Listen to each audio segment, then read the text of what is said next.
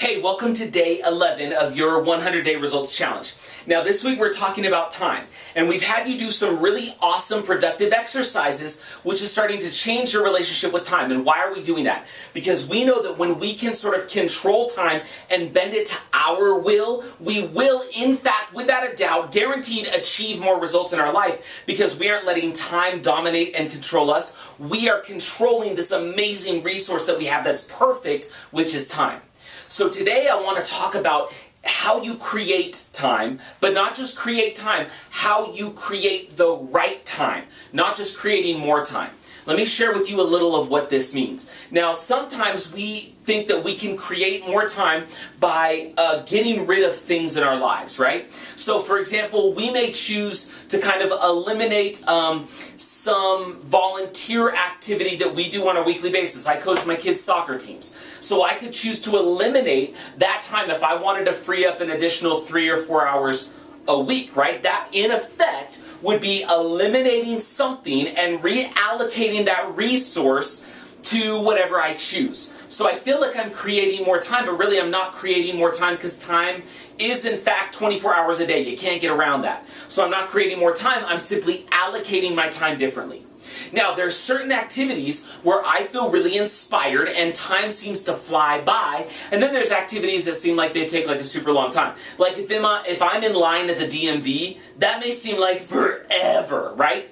But if I actually am with my kids coaching soccer, it doesn't seem like an hour that we're on the field or an hour that we're at the game. It flies by. This is amazing. Why? Because I'm choosing to invest my time in something that makes me feel like time flies by. See, it's about creating the right type of time and allocating the right type of time rather than simply creating more time to do what you think you want to do, right? It's not about creating more time, it's about creating the right time in your life. So what is the right time? The right time is those things that you do when time flies by. You ever notice that if you're really passionate about the work that you do, it seems like you get a lot accomplished every day because you're so passionately engaged in doing that? But what happens when time seems to slow down to a crawl? Chances are, if you're doing something and time seems to slow down, that's probably something that's not helping you create the right time, and that's probably something you've thought about, well, let me X that out to create more time. It's not about creating more time, it's about creating the right time or reallocating your resource and investing in something that benefits you to help you achieve results, not drags you down from achieving more, okay? So what's the difference between the two?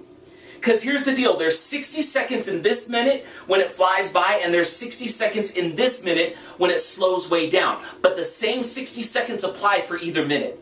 The difference is choosing to invest in something you love when time flies by, or choosing to sort of squeeze out those 60 seconds by doing something that you absolutely hate.